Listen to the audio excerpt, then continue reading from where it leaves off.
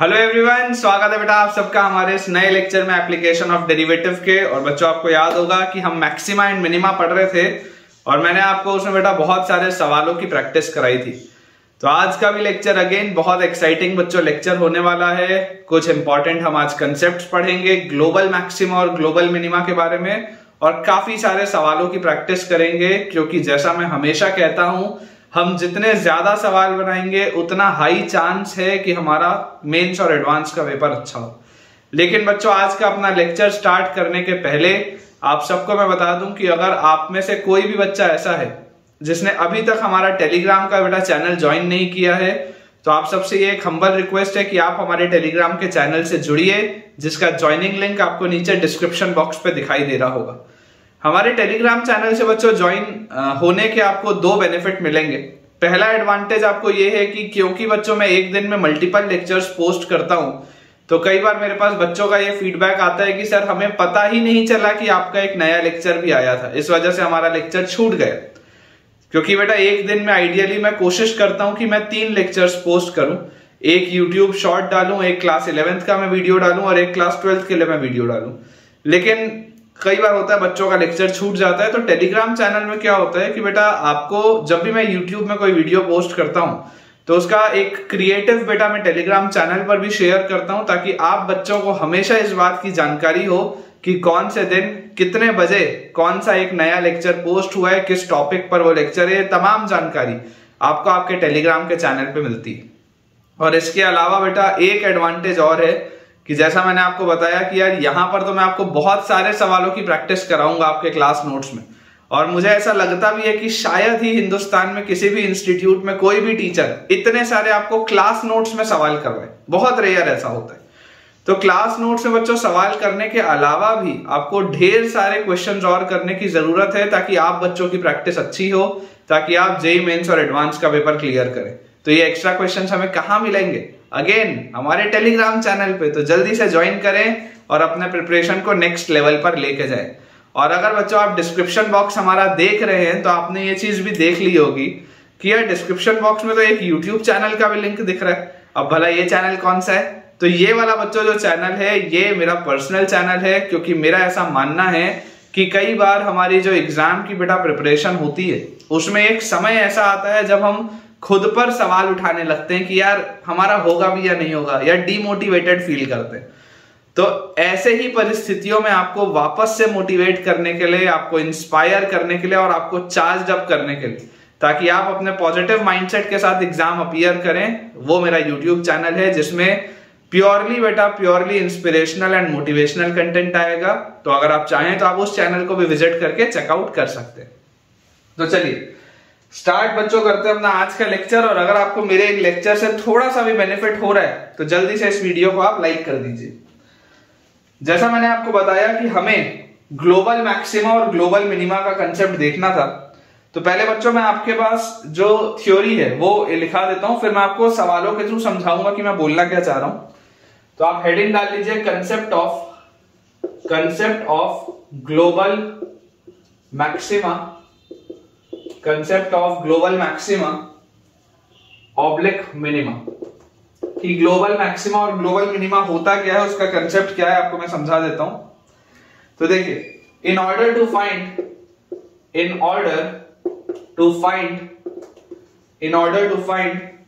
The global maxima and minima, in order to find the global maxima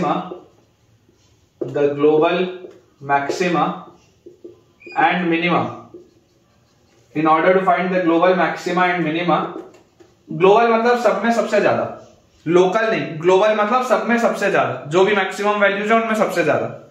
तो in order to find the global maxima और minima of F X, और मान लो मैं किसी interval की बात कर रहा हूं, क्लोज्ड इंटरवल मान लेते हैं ए से बी में, मान लेते हैं बच्चों मैं किसी इंटरवल की बात कर रहा हूं, क्लोज्ड इंटरवल ए से बी में मुझे ग्लोबल मैक्सिमा और ग्लोबल मिनिमा का चेक करना है।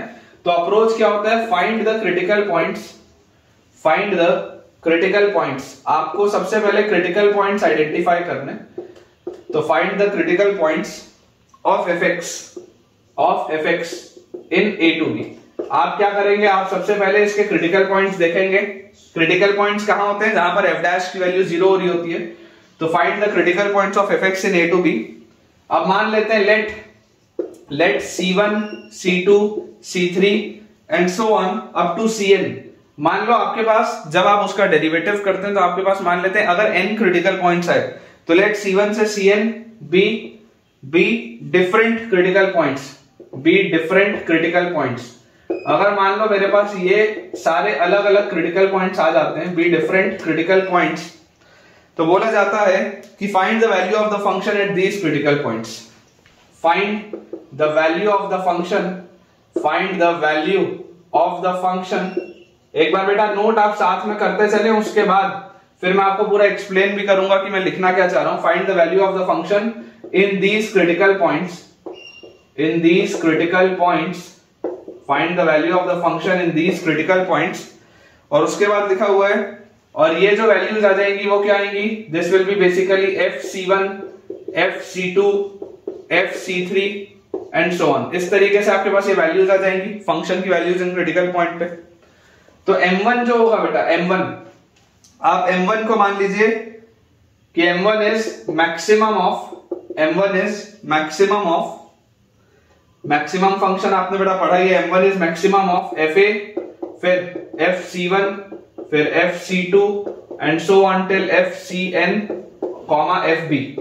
इनमें जो भी मैक्सिमम होगा दैट विल बी m1। इन सब में देखो मैंने fa और fb बाउंड्री पॉइंट्स भी लिए, ये जो बाउंड्री पॉइंट्स है मैंने बाउंड्री पॉइंट्स भी लिए, और उसके अलावा इन सब में जो भी मैक्सिमम होगा that will be the maximum value. And m2 का आप ले लो मिनिमम ऑफ fa, फिर fc1 जो भी आपके क्रिटिकल पॉइंट्स आ रहे हैं, fc2 and so on till fcn and fb। इन सब में से जो भी मिनिमम होगा दैट विल बी m2। तो आप क्लियरली बोल सकते हैं, तो therefore m1 is the greatest value of fx। m1 is the greatest value of fx। m1 is the greatest value of fx in closed a to b। m1 is the greatest value of fx in closed a to b, and m2 is the least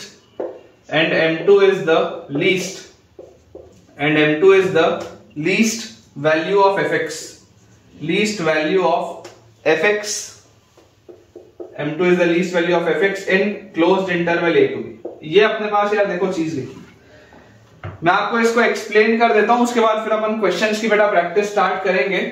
बहुत simple से इसका explanation है कि आपको अगर global maxima या global minima की चर्चा करनी है closed interval A to B में, आप इमेजिन बच्चों करिए अगर मैं आपके लिए एक कर्व ऐसा बनाता हूं, और ये कर्व हमने बना लिया इस तरीके से, ये अपने पास ऐसा, ये एक कर्व, मान लो ये अपने पास एक कर्व दिया, इसको भी मैं थोड़ा सा और बेटर बना लेता हूं कि इसको मैं ऐसा रख लेता हूं, ऐसा है ना, और इसको भी अपन थोड़ा सा और अच्छा बनाते हैं, इसको अपन इस तरीके ऐसा रख लेते हैं।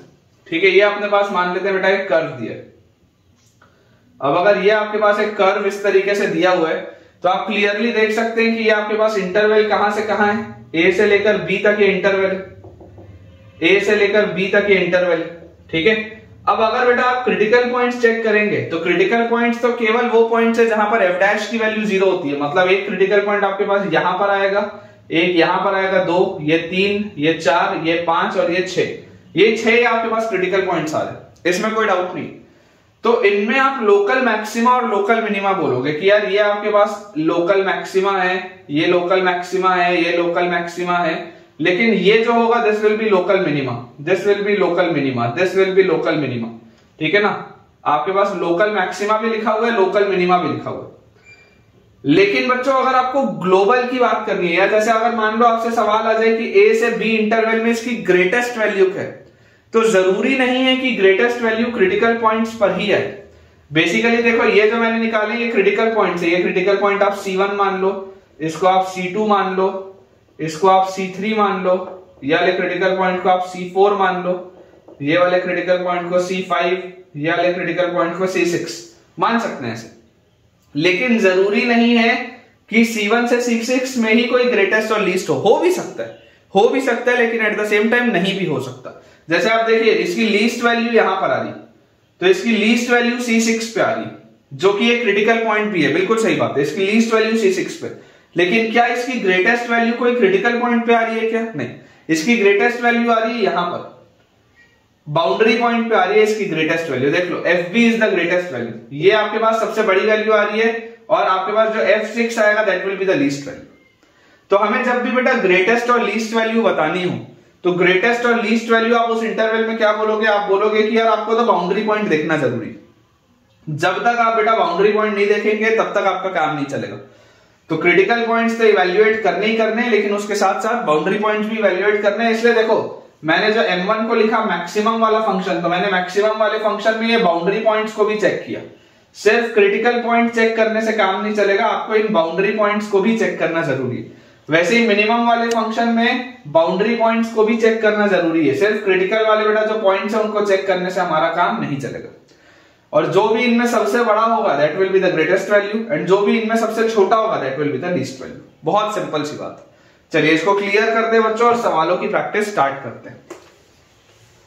देखिए बेटा क्वेश्चन अपने पास जो लिखा हुआ है, सवाल में दिया है कि find the maximum value of, find the maximum value, find the maximum value of, find the maximum value of fx, find the maximum value of fx is equal to 1 by x raised to the power x।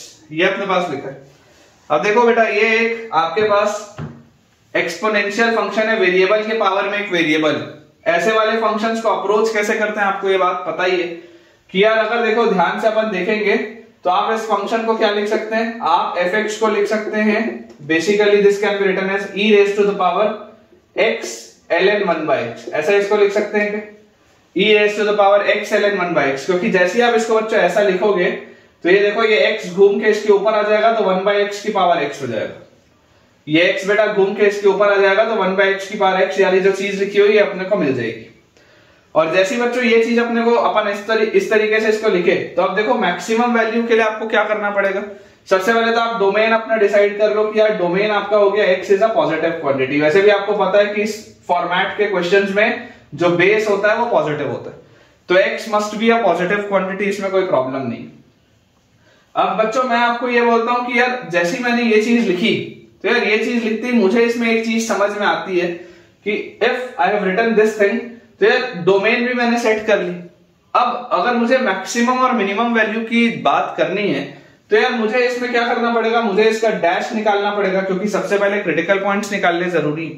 तो देखो f dash x की value क्या आएगी? f dash x will B e raised to the power x ln 1 by x, e की power ये वाली पूरी चीज ये तो कांस्टेंट ही रहेगा।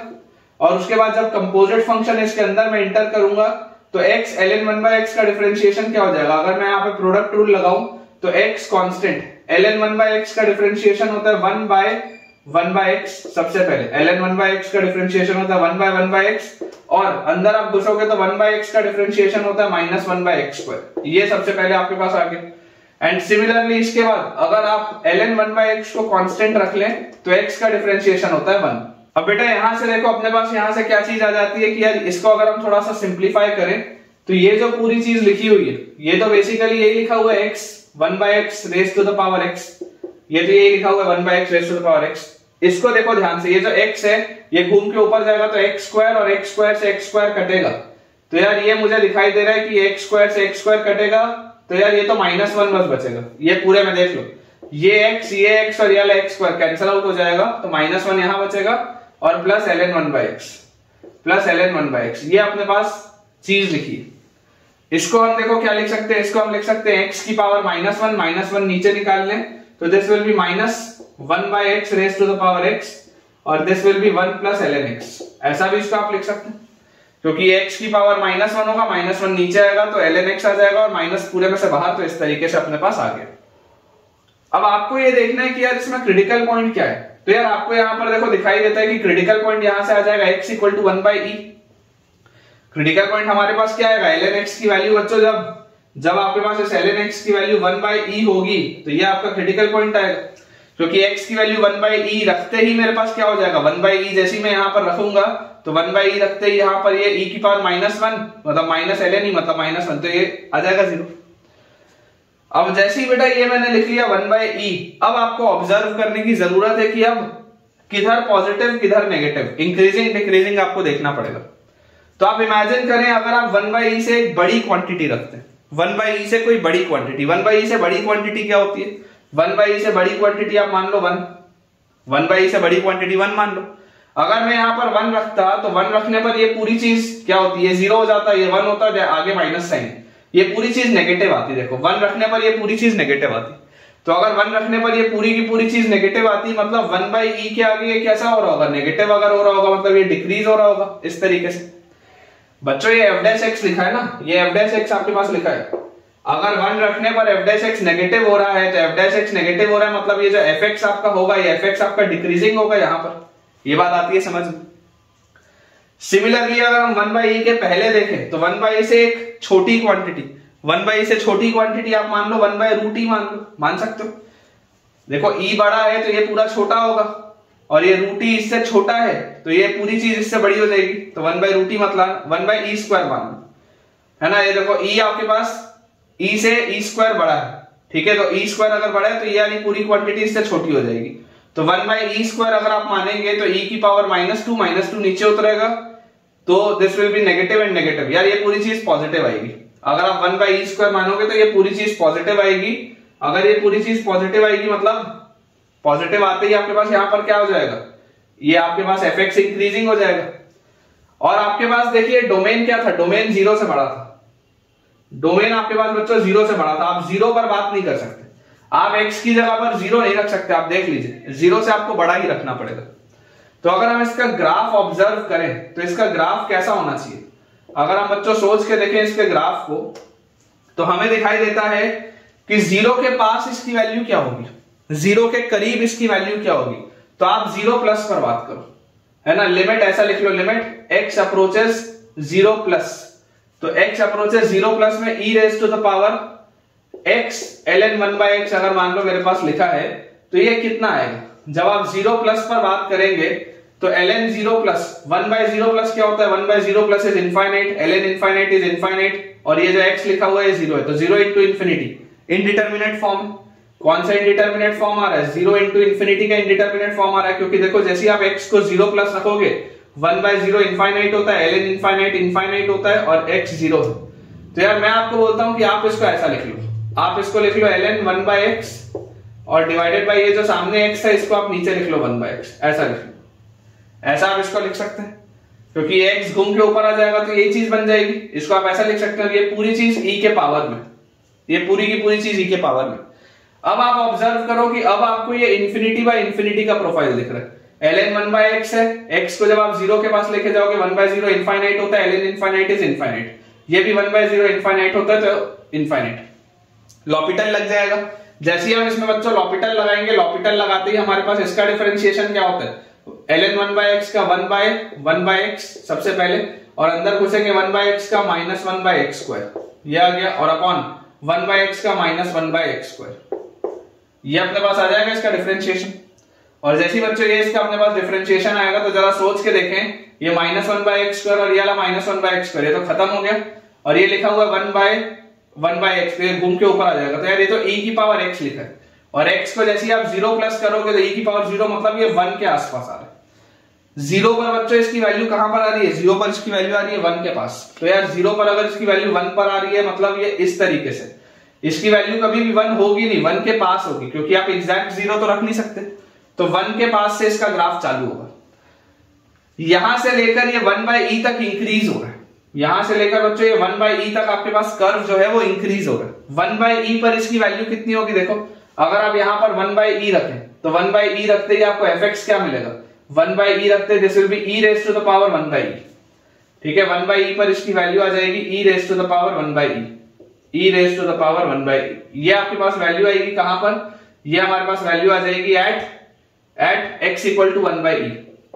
जैसे आप x की जगह 1/e रखेंगे तो ये अपने पास वैल्यू आ गई e⁻⁴ और इसके बाद मुझे क्या दिख रहा है, इसके बाद बच्चों मुझे दिख रहा है कि अब आपका ये कर्व डिक्रीज होना चालू हो, और डिक्रीज होके कहां तक जाएगा वो भी देखना जरूरी। तो यार अपन देखो ये बोलते हैं कि डोमेन इसका क्या है, 0 से बड़ा है, मतलब आप इनफाइनाइट तक कहीं पर भी जा सकते हैं। ये आपका x एक्सिस है, ये आपका y एक्सिस है। मैं आपको बोलता हूं आप इनफाइनाइट पर देखो इसकी वैल्यू जा कहां रही है, इनफाइनाइट पे, क्योंकि और तो कहीं पर भी कोई क्रिटिकल पॉइंट नहीं है, तो सिंपली डिक्रीजिंग कर्व होगा। अब वो डिक्रीजिंग कर्व इधर नीचे है या यहां ऊपर है वो देखने वाली बात है। तो अगर हम यहां पर ध्यान से देखें कि इनफाइनाइट रखने पर होगा क्या, तो यार जैसे आप यहां पर इनफाइनाइट रखोगे, यहां पर आप देखो अगर आप इनफाइनाइट रखोगे तो this will be infinity into क्या आ जाएगा, देखो अपने पास e raise to the power x की जगह आपने रखा इनफाइनाइट, और ln के साथ आपने रखा 1 बाय इनफाइनाइट। 1 बाय इनफाइनाइट क्या होता है, 1 बाय इनफाइनाइट होता है 0 के आसपास। 1 बाय इनफाइनाइट क्या होता है, 1 बाय इनफाइनाइट होता है 0 के आसपास, तो ये आपके पास आएगा। और ln 0 के आसपास किस तरीके से बिहेव करता है, ln 0 के आसपास माइनस इंफिनिटी की तरफ बिहेव करता है। तो अगर ये माइनस इंफिनिटी की तरफ बिहेव करता है तो ये आपके पास लिखा हुआ है e raise to the power infinity into minus infinity. तो यार ये तो लिखा हुआ है e raise to the power minus infinity का स्क्वायर, मतलब ये लिखा हुआ है 1 by e raise to the power infinity का स्क्वायर। यार ये तो 0 की तरफ जा रहा है, देख लो ध्यान से, लिमिट्स आनी चाहिए भाई साहब। देख लीजिए आप जैसे यहां पर रखेंगे इनफाइनाइट पे, आप जब चेक करेंगे तो e raise to the power infinity into ln 1 by infinity. 1 by infinity क्या होगा, 0 प्लस, क्योंकि लॉग के अंदर नेगेटिव तो रख नहीं सकते, तो 1 by infinity will be 0 plus, और ln 0 प्लस क्या होता है, ln 0 प्लस होता है माइनस इंफिनिटी, तो इंफिनिटी इनटू माइनस इंफिनिटी, तो this is e raise to the power minus infinity का स्क्वायर, मतलब 1 by e raise to the power infinity का स्क्वायर। ये पूरा इनफाइनाइट हो गया, तो 1 बाय इनफाइनाइट इज 0, मतलब कि ये डिक्रीज होके किस तरीके से जा रही है, डिक्रीज होके ऐसा अपने पास बनेगा कर्व। कुछ इस पैटर्न का कर्व आपके पास बनना चाहिए। यहां पर ऐसे इंक्रीज हुआ और इंक्रीज के बाद खट से डिक्रीज हुआ, और डिक्रीज होते होते किधर जा रहा है, 0 के करीब जा रहा है। क्या ये कभी 0 हो पाएगा, नहीं हो पाएगा। 0 के करीब जाएगा, हाँ बिल्कुल जाएगा, कोई दिक्कत नहीं। सवाल हमसे पूछता है फाइंड द मैक्सिमम वैल्यू, इसका मैक्सिमम वैल्यू क्या होगा। तो यार मैं आपको बोलता हूं कि इसका मैक्सिमम वैल्यू तो e raise to the power 1 by e, maximum value हमारे पास आ जाएगा, maximum value at x equal to 1 by e, so and f of 1 by e is equal to e raised to the power 1 by e, ये इसका maximum value. कोई अगर पूछे कि इसका मिनिमम वैल्यू क्या होगा, तो मैं बोलूंगा इसका मिनिमम वैल्यू अप्रोचेस 0। क्या इसका मिनिमम वैल्यू कभी भी 0 हो सकता है क्या, नहीं, 0 कभी नहीं हो सकता। Minimum value approaches 0, minimum value approaches 0, exact 0 कभी भी नहीं होगा। क्या ये फंक्शन कभी भी नेगेटिव हो सकता है, नहीं, ये फंक्शन कभी भी नेगेटिव नहीं हो सकता। क्यों ये फंक्शन कभी भी नेगेटिव नहीं हो सकता, क्योंकि ये हमेशा ही x एक्सिस के ऊपर। तो minimum value approaches 0 as x approaches infinity. जैसे जैसे x इंफिनिटी की तरफ जाएगा मिनिमम वैल्यू 0 की तरफ शूट करेगा। तो ये बेटा अपने पास इसका सॉल्यूशन आएगा। एक बार अपन चेक कर लेते हैं कि अपन ने ग्राफ सही बनाया या नहीं। तो यार ग्राफ तो बेटा मुझे दिख रहा है सही, ग्राफ में कोई प्रॉब्लम नहीं है, ठीक है। और इसका जो अपने पास पॉइंट ऑफ मैक्सिमा है वो भी बिल्कुल सही है, x equal to 1 by will be the point of maxima. And जो मैक्सिमम वैल्यू अपने पास आएगी, मैक्सिमम वैल्यू बच्चों अपने पास आ जाएगी यहां से e raise to the power 1 by e, ये भी बिल्कुल सही है। चलिए इसको क्लियर करते हैं, अगला सवाल सॉल्व करते हैं। अगला बच्चों अपने पास जो सवाल लिखा हुआ है इसमें दिया है let F X is equal to 2x cube minus 9x square, 2x cube minus 9x square plus 12x और प्लस 6, ये अपने पास दिया हुआ है। फिर लिखा है discuss the maxima and minima, discuss the maxima and minima, discuss the maxima and minima, ये अपने पास दिया है, ठीक है। अब देखो इसमें मैं आपको सारी चर्चाएं करूंगा। मेरे पास जैसे ओरिजिनल जो क्वेश्चन दिया है उसमें तो कुछ इंटरवल में बात हो रही है, लेकिन कोई दिक्कत नहीं, मैं आपको अभी इसका ग्राफ बना के सारी चर्चाएं कर देता हूं कि क्या क्या इसमें हो सकता है। देखिए अगर बेटा आप ध्यान से इसको ऑब्जर्व करें तो हमें यहां से सबसे पहले देखो एफ एक्स क्या लिखा हुआ है, क्यूबिक लिखा हुआ है 2x cube minus 9x square plus 12x plus 6। अब हमें अगर मैक्सिमा और मिनिमा के पॉइंट्स की चर्चा करनी होती है तो हमें इसका डेरिवेटिव निकालना जरूरी है। तो इसका डेरिवेटिव हमारे पास आ जाएगा 6x square minus 18x plus 12, ये इसका डेरिवेटिव आएगा। और हम सबको बच्चों एक बात और पता होती है कि ये जो क्यूबिक का कर्व होता है अगर उसका लीडिंग कोफिशिएंट पॉजिटिव है तो जनरल इस पैटर्न का कर्व बनता है। जनरली अगर लीडिंग कोफिशिएंट पॉजिटिव है तो, क्योंकि जैसे आप x को माइनस इनफाइनाइट की तरफ लेके जाओगे ये पूरी चीज माइनस इनफाइनाइट की तरफ जाएगी, जैसे आप x को प्लस इनफाइनाइट की तरफ लेके जाओगे ये पूरी चीज प्लस इनफाइनाइट की तरफ जाएगी, एकदम नॉर्मल सी बात है। तो ये अपने पास देखो चीज लिखी है ना, इस पैटर्न का जनरली कर्व हमारे पास बनता है, तो यहां से अपने पास देखो क्या आ जाता है, एफ डैश एक्स को अगर मैं यहाँ पे बोलूं कि क्रिटिकल पॉइंट्स निकालने के लिए 6 बाहर x square minus 3x plus 2, तो यार मेरे पास यहाँ से फैक्टराइज अगर मैं करूं तो आ जाएगा x minus 1 into x minus 2, तो ये आ गया x square minus x minus 2x minus 3x और प्लस 2, ये चीज अपने पास आ जाएगी। अब जैसे ही अपने पास बच्चों ये चीज आई तो यहां से देखिए आपको क्या ऑब्जर्व करना है, आपको यहां से ये ऑब्जर्व करना है कि हम अगर इसके क्रिटिकल पॉइंट्स बोले 1 और 2 पे आ रहे हैं तो आप नंबर लाइन में सबसे पहले देखिए कि 1 और 2 पे कर्व का बिहेवियर क्या है।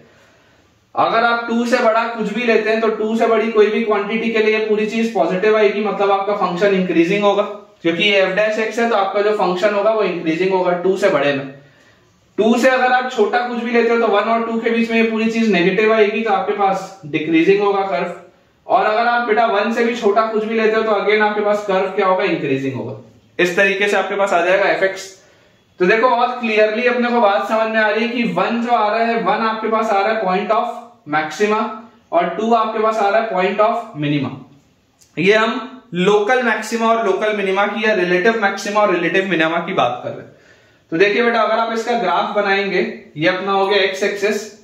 सबसे पहले देखो इसका वाई आप देखेंगे, अगर आप x की वैल्यू 0 रखते हैं तो x की वैल्यू 0 रखने पर y की वैल्यू आती है 6, ठीक है। और उसके बाद क्रिटिकल पॉइंट आ रहे हैं 1 और 2 पे, तो x की वैल्यू अगर आप 0 रखोगे तो y की वैल्यू 6 आएगी और ये फंक्शन इंक्रीज हो रहा है 1 तक।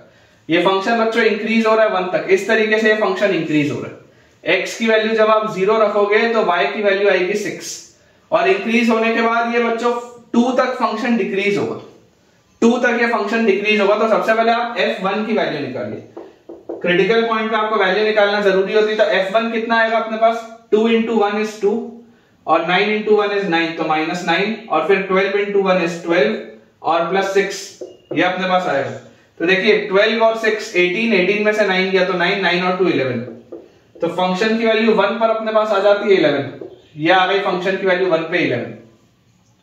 सिमिलरली अगर बेटा मैं बात करूं कि यार फंक्शन की वैल्यू बताओ 2 पर कितनी आ रही है, क्योंकि 2 तक अब ये कर्व डिक्रीजिंग है, तो 2 पर अगर बच्चों आप ध्यान से देखेंगे तो 2 का क्यूब इज 8 इंटू 2 इज 16, फिर 2 का स्क्वायर इज 4, 9 इंटू 4 इज 36, तो माइनस 36, उसके बाद 2 इंटू 12 इज 24 और उसके बाद प्लस 6 ये अपने पास लिखा है। तो यार अगर ये चीज अपने पास लिखी हुई है बच्चों तो यहां से आप देखिए 24 और 6 इज 30, ठीक है, और 30 और 16 इज 46, 46 में से 36 गया तो आपके पास बचा 10, मतलब कि ये डिक्रीज होके बहुत ज्यादा डिक्रीज नहीं होगा। समझ पा रहे हो आप बेटा, ये बहुत ज्यादा डिक्रीज नहीं होगा। देखो इसको अपन थोड़ा सा और अच्छे से बनाते हैं ताकि आपको अंडरस्टैंडिंग क्लियर हो। इसको अपन ऐसा बनाते हैं इस तरीके से, ठीक है। यहां पर अपन लेते हैं 11 और ये अपन लेते हैं वैल्यू 1 की, और 1 से 2 तक ये जो होगा ये ऐसा ही होगा, बस थोड़ा सा बस डिक्रीज करेगा। यहां पे आएगी वैल्यू 10, इसकी वैल्यू देखो यहां पर 10 आ रही है बेटा, ठीक है। यहां पर इसकी वैल्यू आ रही है 10 आपके पास और यहां पर इसकी वैल्यू आ रही है 1 पे इसके पास आपके पास आ जा रहा है मैक्सिमा, 1 पर आपके पास बच्चों इसका आ जा रहा है मैक्सिमा इस तरीके से। ये 1 पे मैक्सिमा आ गया विच इज 11 और ये 2 पर इसका आपके पास बेटा एक आ गया मिनिमा, 2 पर आपके पास इसका एक आ गया मिनिमा जो कि आ रहा है 10। 2 रखते ही f2 की वैल्यू आ जाएगी आपके पास 10, तो ज्यादा डिक्रीज नहीं हुआ। और उसके बाद क्या होगा, उसके बाद ये कर्व दोबारा ऐसे इंक्रीज करेगा। अब इसमें देखो वैरायटी ऑफ क्वेश्चन बन सकते हैं आपके पास। इसमें क्वेश्चन आ सकते हैं कि भैया ये कर्व के इसके रूट्स कितने होंगे, तो आप बोल सकते हैं कि साहब इसका सिर्फ एक रियल रूट होगा। फिर आपसे पूछा जा सकता है कि कौन कौन सी वैल्यूज तक अगर आपको मान लो इसके 2 सॉल्यूशन चाहिए तो किससे आपको लाइन होनी चाहिए। तो इस तरीके से आप देखो सॉल्व करके देख सकते हो। समझो कि अगर आप y इक्वल टू 10 से 11 के बीच में कोई भी वैल्यू लोगे तो 10 से 11 के बीच में आपको इसके 3 रूट्स मिल जाएंगे। इस तरीके की देखो चीजें बहुत आराम से आप इसको सॉल्व कर सकते हैं। लेकिन अभी मेरा इंटरेस्ट वो सब में नहीं है ना, ये सारी चीजें हम क्वाड्रेटिक इक्वेशन के चैप्टर में पढ़ाते हैं। फिलहाल बेटा मेरा इंटरेस्ट किस बात पे है, फिलहाल मेरा इंटरेस्ट सिर्फ और सिर्फ इस बात पे है कि आखिर इस कर्व का लोकल मैक्सिमा लोकल मिनिमा के अलावा जो चर्चाएं हैं वो हम कैसे करेंगे, इस पे मेरा इंटरेस्ट है। तो मैं आपको बोलता हूं कि यार देखो x इक्वल टू 1 जो है, x equal to 1 is a point of local maxima. ये बात तो आपको आती है समझ में, x equal to 1 is a point of local maxima. अब अगर x equal to 1 is the point of local maxima तो f1 की वैल्यू उसमें आ कितनी रही है, 11 आ रही है, ये भी सही। फिर x equal to 2 is a point of local minima, x equal to 2 is a point of local minima. और लोकल मिनिमा में बच्चों अगर आप वैल्यू चेक करेंगे तो F2 की वैल्यू आ कितनी रही है, तो F2 की वैल्यू आपके पास आ रही है 10। लेकिन अगर मान लो आपसे कोई ये पूछ ले कि नहीं आप लोकल मत बोलो, आप तो ये बोलो कि जहां ये हर जगह डिफाइंड है पूरे नंबर लाइन में, पूरे नंबर लाइन में इसकी मैक्सिमम क्या वैल्यू हो सकती है, तो आप बोलेंगे कि यार इसकी मैक्सिमम वैल्यू क्या होगी, इसकी मैक्सिमम वैल्यू इस फंक्शन की तो इनफाइनाइट होगी, इसकी मैक्सिमम वैल्यू तो इनफाइनाइट होगी, क्योंकि अगर x इंफिनिटी की तरफ जाएगा तो इसकी मैक्सिमम वैल्यू इनफाइनाइट हो जाएगी। वैसे ही अगर इसका कोई पूछे कि इसका मिनिमम वैल्यू क्या होगा, तो इसका मिनिमम वैल्यू आप बोलोगे माइनस इनफाइनाइट होगा, क्योंकि अगर आप x को माइनस साइड ले जाओगे तो इसका मिनिमम वैल्यू माइनस इनफिनिटी आएगा। बहुत ऑब्वियस सी चीज है, ठीक है बेटा, ये बहुत ऑब्वियस सी चीज है। अपने को बस ये अंडरस्टैंडिंग डेवलप करनी है कि अपने पास इसके बाद जैसा भी सवाल हो अपन बना सकते हैं। तो देखिए मैं एक बार बेटा देख लेता हूं कि अपने पास जो इसका ग्राफ वाफ बना हुआ है वो किस तरीके से दिया है और अपन ने जो चीज बनाई है वो सही है या नहीं।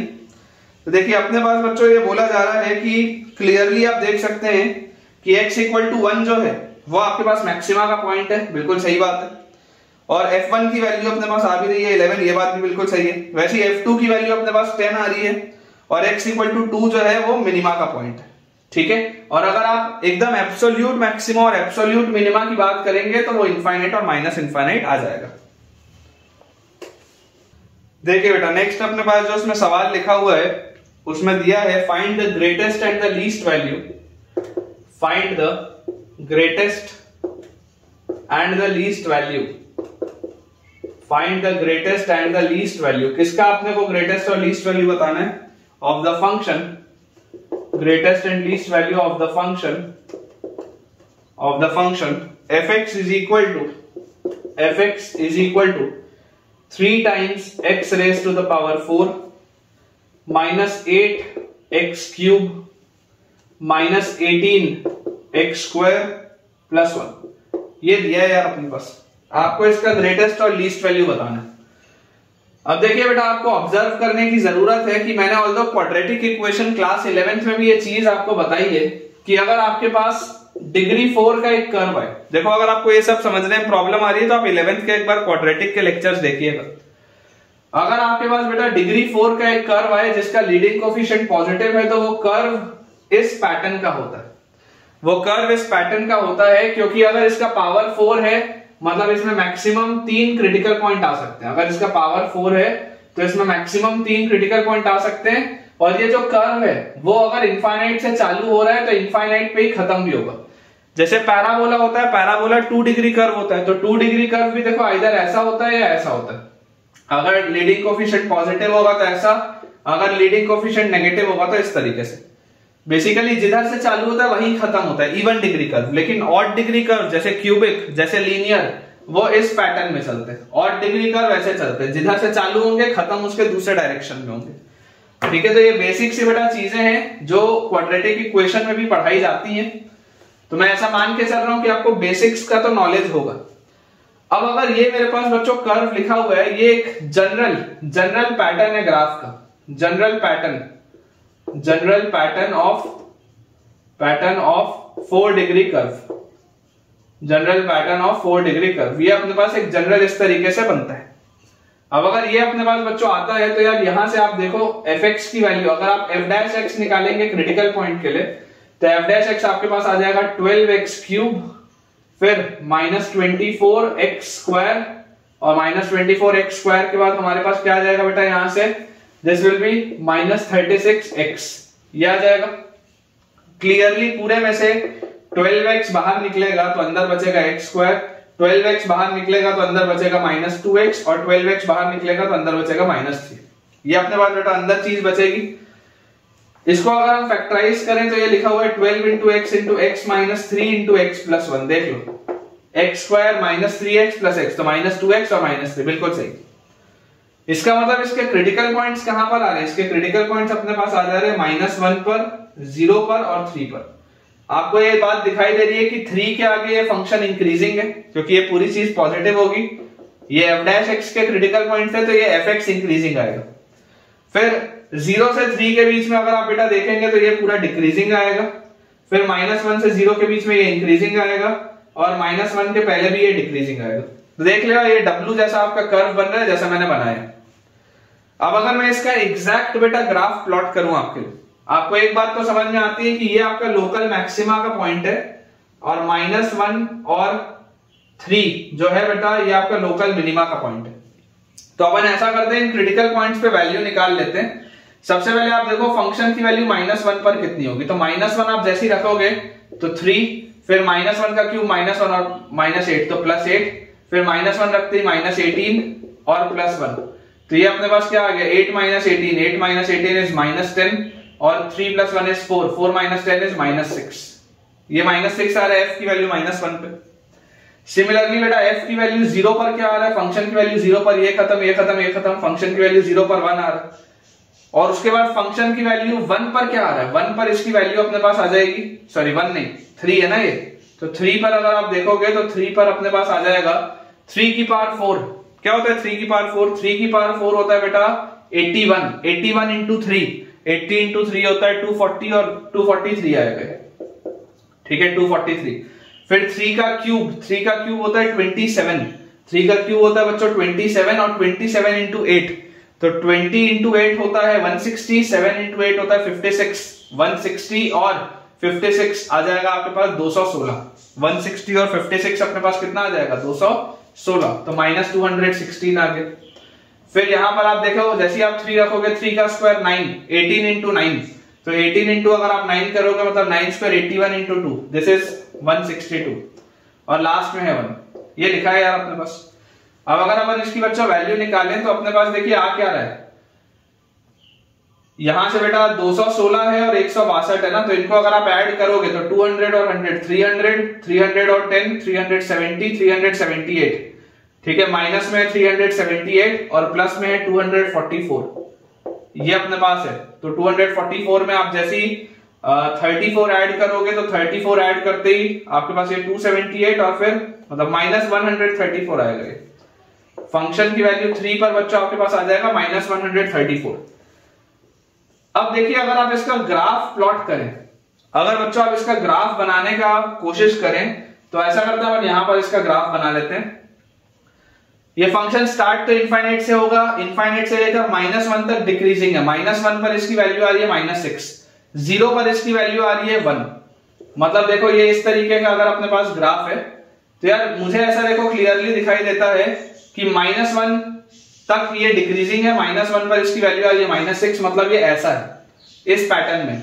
उसके बाद क्या हुआ, उसके बाद ये हुआ कि यार ये -1 से लेकर 0 तक इंक्रीज हुआ और 0 में इसकी वैल्यू आई 1, तो ये 0 तक ऐसे इंक्रीज हुआ और 0 पर इसकी वैल्यू आई 1, ठीक है, ये डिक्रीज हो रहा था यहां पर, ये -1 है, -1 पर इसकी वैल्यू देखो कितनी आ रही है, -1 पर इसकी वैल्यू आ रही है -6, दिस इज -6। फिर 0 पर इसकी वैल्यू आपके पास कितनी आ जा रही है, 0 पर इसकी वैल्यू हमारे पास आ जा रही है 1, और उसके बाद मुझे बोला जा रहा है कि फिर 1 से ये 0 से लेकर 3 तक अगेन ये डिक्रीजिंग है और 3 पर इसकी वैल्यू है -134, मतलब ये अगेन ऐसे डिक्रीजिंग है, इस तरीके से अगेन बेटा ये डिक्रीजिंग है, और उसके बाद यहां से फिर ये ऐसे इंक्रीज करना चालू किया। इस पैटर्न में आपके पास कुछ इसका ग्राफ है, अंदाजे से कुछ इस तरीके का आपके पास इसका बेटा ग्राफ बनना चाहिए, ठीक है। आप देख सकते हैं कि देखिए यहां पर इसका ये आ जाता है लोकल मैक्सिमा, ये आपके पास आ जाता है एक मिनिमा का पॉइंट, ये आपके पास आ जाता है मिनिमा का पॉइंट, 0 पर इसकी वैल्यू है 1 और उसके बाद 3 पर इसकी वैल्यू आ जाएगी कितनी -134।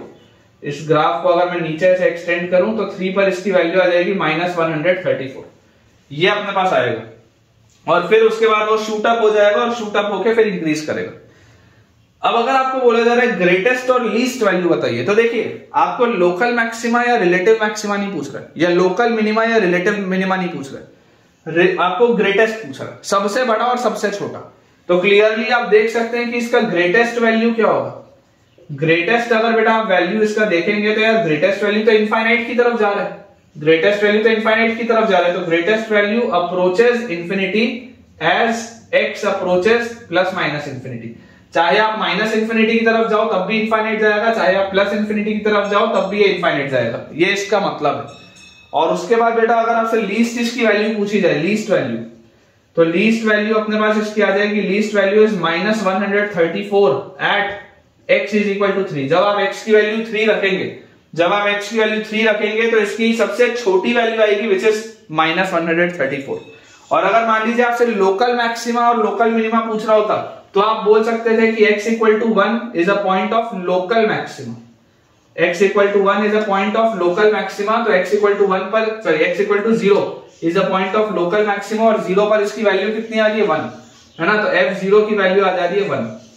और वैसे ही आप बोल सकते हैं कि x equal to -6 x equal to -1, x equal to -1 is a point of local minima और f-1 की वैल्यू हमारे पास कितनी आ जा रही है, f-1 रखते ही अपने पास आ जा रहा है -6। ये बेटा पूरा का पूरा बेसिकली अपन ने पोस्टमार्टम कर दिया इस सवाल का, ठीक है। एक बार इसको चलो टैली अपन कर लेते हैं कि जो अपने पास इसका आंसर दिया है वो सही दिया है या नहीं दिया, क्योंकि अपने हिसाब से तो अपन ने सही बनाया है। तो अपने पास बच्चों देखो least value of the function is -134, बिल्कुल सही है, और ये आती है फंक्शन की वैल्यू 3 पर।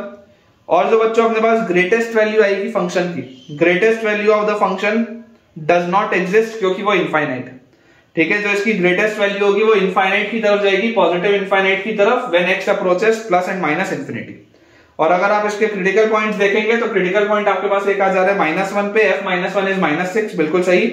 एक क्रिटिकल पॉइंट आ जा रहा है 0 पे, f0 की वैल्यू 1 है, बिल्कुल सही। और एक क्रिटिकल पॉइंट आ जा रहा है 3 पे, f3 की वैल्यू -134, बिल्कुल बेटा अपन ने सही इसको बनाया है। चलिए अगला सवाल देखते हैं बेटा। अपने पास लिखा है find the greatest and the least value, find the greatest and the least value, find the greatest and the least value of the function, find the greatest and the least value of the function fx is equal to, branch अपने पास बच्चों दिया है -x और एक branch दिया हुआ है 2 - x - 1 का स्क्वायर, -x और 2 - x - 1 का स्क्वायर। ये अपने पास लिखा है for -1 less than equal to x less than 0, और ये अपने पास लिखा है 0 less than equal to x less than 2। Basically बच्चों -1 से लेकर 2 तक में ये फंक्शन मेरे पास पूरा डिफाइंड है। तो देखिए क्लासिक अप्रोच क्या होगा कि यार आप इसको ग्राफ बनाओ और सॉल्व करो, सबसे बेस्ट अप्रोच वही होता है। तो यार अगर मैं इसको ग्राफिकल अप्रोच से लेकर जाऊं तो मुझे दिखाई देता है कि -1 से लेकर 0 तक, -1 से लेकर 0 तक अगर आप ध्यान देंगे तो यार इसमें कर्व चल रहा है y equal to -x, it is a straight line, y equal to -x मतलब ये वाली स्ट्रेट लाइन। -1 पर आपके पास क्लोज्ड है तो -1 रखते ही इसकी वैल्यू आ जाएगी 1, ये बात बिल्कुल सही है, ये आ जाएगा यहाँ पे। और से लेकर 0 तक, 0 पर बेटा ये आएगा आपके पास ऐसे हॉलो, तो ये आपके पास ऐसे बन गई स्ट्रेट लाइन और 0 पर ये आ गया ऐसे hollow, this is a hollow point, ठीक है। इसको थोड़ा और अच्छे से बना लेता हूं मैं, this is a hollow point, ऐसा ये आपके पास है ना, दिस इज 0, ये आपका ओरिजिन आ गया x इक्वल टू 0, यहां पर आपके पास ये है हॉलो पॉइंट। अब इसके बाद मुझे क्या दिख रहा है, ये आ गया -x की ब्रांच। अब इस वाली ब्रांच को अगर आप ध्यान से देखोगे, इसको आप थोड़ा बेटा ऐसे ओपन अप करके लिखो, तो ये लिखा हुआ है 2 - x - 1 का whole square is x square - 2x + 1, x - 1 का होल स्क्वायर अगर आप देखेंगे तो ये अपने पास आ जाएगा x स्क्वायर - 2x + 1, तो this gives us -x square और उसके बाद +2x और उसके बाद माइनस, ये आपके पास देखो क्या लिखा हुआ है -1 और +2 इज +1, ये लिखा हुआ है -x स्क्वायर + 2x + 1, ठीक है। ये अपने पास क्या है, एक पैराबोला है, माउथ ओपनिंग डाउनवर्ड्स पैराबोला है, माउथ ओपनिंग डाउनवर्ड्स पैराबोला। अच्छा 0 पर इसकी वैल्यू देखो कितनी है, 0 पर ये खत्म ये खत्म, 0 पर इसकी वैल्यू है 1, यहां आ जाएगा आपके पास क्लोज, ठीक है, 0 पर इसकी वैल्यू है 1। और उसके बाद आपको ये दिखाई दे रहा है माउथ ओपनिंग डाउनवर्ड्स पैराबोला है और आपको 2 तक जाना है, ठीक है। अच्छा इसका वर्टेक्स कहां आएगा, इसका अगर आप बेटा वर्टेक्स देखोगे तो इसका वर्टेक्स होता है -b/2 है, मतलब -2/2 इंटू a इज -1, तो यार ये माइनस से माइनस कटा, इसका वर्टेक्स 1 पर आ रहा है, इसका जो वर्टेक्स है वो 1 पर आ रहा है, मतलब ये 1 तक तो आपका ऐसे ऐसे इंक्रीज कर रहा होगा और 1 के बाद ये इस तरीके से बेटा ये डिक्रीज करना चालू करेगा, ऐसे ये अपने पास होगा, ठीक है। कुछ इस तरीके का आपके पास ये ग्राफ होना चाहिए, ये 1 है और 1 के बाद ये डिक्रीज होना स्टार्ट होगा, ठीक है। और 2 पर यहां पर इसकी देखो क्या वैल्यू आएगी, जैसे आप 2 पर इसकी वैल्यू देखेंगे, एक बार 2 पर अपन इसकी वैल्यू निकाल लेते हैं क्योंकि 2 तक आपको जाना है, तो 2 पर इसकी वैल्यू अपने पास आ जाएगी, फंक्शन की वैल्यू 2 पर विल बी -4 और +4 + 1, मतलब 2 पर इसकी वैल्यू 1 है, तो यार ये तो ऐसा हो रहा है यार, ये इस तरीके से अपने पास बना हुआ है, इसको आप बेटा ऐसा बना लो, ये ऐसा, ये आपके पास दिस इज योर कर्व, ठीक है, ये अपने पास कर्व दिया हुआ। फंक्शन की वैल्यू 2 पर अगर आप देखोगे, फंक्शन की वैल्यू 2 पर आपके पास आ जाएगी 1, फंक्शन की वैल्यू 0 पर देखोगे, 0 पर भी इसकी वैल्यू है 1, इसका वर्टेक्स जो आ रहा है आपके पास, वर्टेक्स इसका आ जा रहा है x इक्वल टू 1, है ना, and this is x equal to 2। यहां तक आपका ये ग्राफ बना हुआ है पूरा। अब मुझसे पूछा जाता है कि find the greatest and the least value of the function. तो यार इसका ग्रेटेस्ट वैल्यू क्या है, what is it's greatest value. Greatest value की अगर मैं बात करूं तो यार ग्रेटेस्ट वैल्यू मुझे तो क्या दिख रहा है, सबसे बड़ी वैल्यू तो यही होगी, फंक्शन की वैल्यू 1 पर, तो greatest value at x equal to 1, और फंक्शन की वैल्यू 1 पर आएगी कितनी, जैसे आप यहाँ 1 रखेंगे 1 माइनस 1 खत्म, इसकी वैल्यू आएगी 2, मतलब ये आपके पास है बेटा 2 का पॉइंट, दिस इज 1, फंक्शन की वैल्यू 1 पर आ जाएगी आपके पास 2। फिर अपने से पूछा जा रहा है इसकी लीस्ट वैल्यू, तो लीस्ट वैल्यू की बेटा अगर आप बात करेंगे तो लीस्ट वैल्यू इसकी कहां हो रही है, लीस्ट वैल्यू इसकी 0 के करीब जा रही है, एग्जैक्ट 0 हो रही है क्या नहीं हो रही, तो आप बोल सकते हैं least value approaches 0, least value approaches 0, least value approaches 0 when x approaches 0, when x approaches 0 from left side, when x approaches 0 from left side, ठीक है, तो इसकी लीस्ट वैल्यू क्या हो जाएगी, 0 हो जाएगी। अगर x 0 की तरफ राइट साइड से आएगा तो आपके पास क्या आ जाएगा, f0 की वैल्यू तो 1 हो जाएगी, है ना, it least value approaches 0 when x approaches 0 from left side. ये अपने पास बेटा इसका सॉल्यूशन। अगर आपको मान लीजिए ये बताना है कि फंक्शन की वैल्यू -1 पर मैक्सिमा है या मिनिमा है, तो आप बोलेंगे फंक्शन की वैल्यू -1 पर एक लोकल मैक्सिमा है। क्यों लोकल मैक्सिमा है, क्योंकि ये बाउंड्री पॉइंट है, तो अगर ये बाउंड्री पॉइंट है तो इससे बगल वाली वैल्यू इससे छोटी है, इसलिए ये लोकल मैक्सिमा है। 0 पर फंक्शन की वैल्यू क्या है, तो 0 पर देखो इसकी वैल्यू 0 से आगे इसकी वैल्यू 1 से बड़ी है, 0 पर इसकी वैल्यू 1 है और 0 से पहले इसकी वैल्यू छोटी है, मतलब 0 वाला जो पॉइंट है it is neither local maxima nor local minima. 0 पर इसकी वैल्यू कुछ भी नहीं, क्योंकि 0 से आगे बड़ा है 0 से पीछे छोटा है, तो 0 पर इसका कुछ भी नहीं है, neither local maxima nor local minima. 1 पर लोकल मैक्सिमा, 2 पर अगर आप देखोगे तो 2 से जस्ट पहले देखोगे तो उससे बड़ी थी वैल्यू, मतलब 2 पर आपके पास आएगा लोकल मिनिमा, क्योंकि बाउंड्री पॉइंट है। तो बेटा अपन ने देखो जितने भी इसमें पॉइंट्स हो सकते थे सारे के सारे मैंने आपको बता दिए। एक बार अगेन इसको भी अपन क्रॉस चेक कर लेते हैं कि अपने पास क्या लिखा हुआ है। तो देखिए आपके पास बच्चों यहां पर आ जाएगा कि largest and the smallest among the above 6 values are 2 and 0, ठीक है। लार्जेस्ट वैल्यू तो देखो 2 आ जा रही है, बिल्कुल सही है। ग्रेटेस्ट वैल्यू इज 2, बिल्कुल सही लिखा है। But the least value does not exist in the function approaches 0 but is never equal to 0, है ना। जो लीस्ट वैल्यू है वो अप्रोच कर रहा है 0 को, लीस्ट वैल्यू इसकी कभी भी 0 नहीं हो सकती। लीस्ट वैल्यू 0 के करीब होगी लेकिन कभी भी 0 नहीं हो सकती। जैसे जैसे आपका फंक्शन लेफ्ट साइड से 0 की तरफ अप्रोच करेगा, ये लीस्ट वैल्यू भी 0 की तरफ अप्रोच करेगी। तो एग्जैक्टली अगर आप बोलेंगे तो लीस्ट वैल्यू एग्जिस्ट नहीं करती, लेकिन होगी 0 के पास, ये बात आप बोल सकते हैं। चलिए अगला देखते हैं बेटा। नेक्स्ट अपने पास बच्चों जो सवाल इसमें लिखा हुआ है उसमें दिया है find the greatest and the least value, find the greatest and the least value,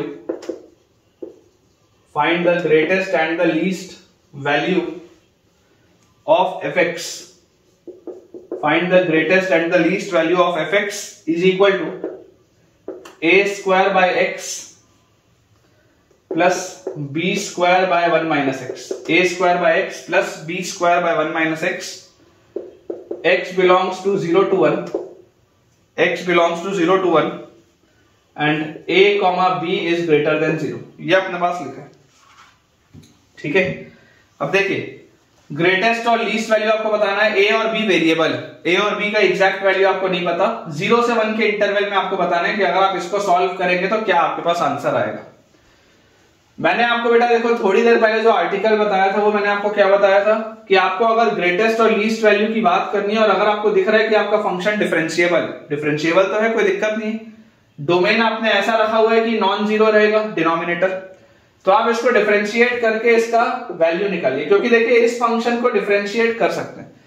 ये डिसकंटिन्यूअस फंक्शन नहीं है, पिछला वाला फंक्शन डिसकंटिन्यूअस था, इस इंटरवल में ये डिसकंटिन्यूअस नहीं है। पिछले वाले फंक्शन में डिसकंटिन्यूटी थी, इसलिए मैंने वहां पर वो बेटा नहीं किया था डायरेक्टली उसको। तो यहां से बेटा देखिए जैसे आप इसको डिफरेंशिएट करेंगे तो आपके पास क्या आ जाएगा, इसका डिफरेंशिएशन विल बी 1/x का माइनस 1/x स्क्वायर, तो this will be minus a square by x square आ गया सबसे पहले।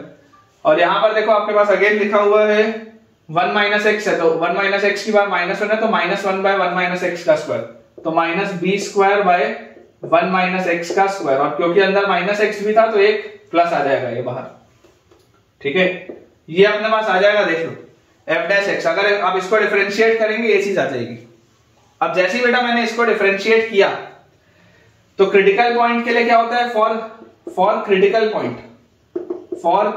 पॉइंट, तो क्रिटिकल पॉइंट के लिए बहुत सीधी सी बात है कि यार ये b square by 1 minus x का whole square must be equal to a square by x square, क्योंकि इस पूरे को आप जीरो से इक्वेट करोगे क्रिटिकल पॉइंट के लिए, तो b square by 1 minus x square will be equal to a square by x square, यही आप करेंगे।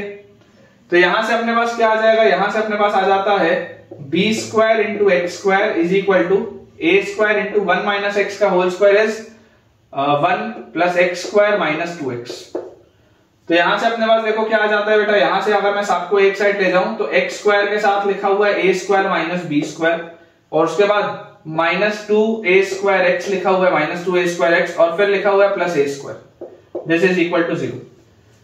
a स्क्वायर x स्क्वायर और minus b square x square ये हो गया, और उसके बाद लिखा हुआ है माइनस 2a स्क्वायर x और प्लस a स्क्वायर, ठीक है, माइनस 2a स्क्वायर x और plus a square is equal to 0।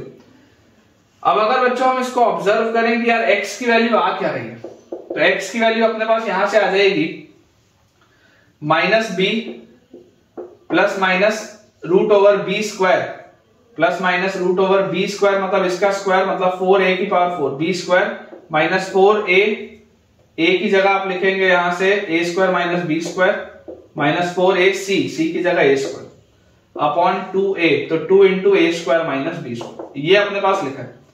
तो यहां से x की वैल्यू क्या आ जाती है 2a स्क्वायर प्लस माइनस, देखो 4 बाहर निकलेगा तो 2, और रूट के अंदर a raise to the power 4, फिर minus a raise to the power 4 और plus a square b square, और डिवाइडेड बाय बच्चों अपने पास लिखा हुआ है twice of a square minus b square.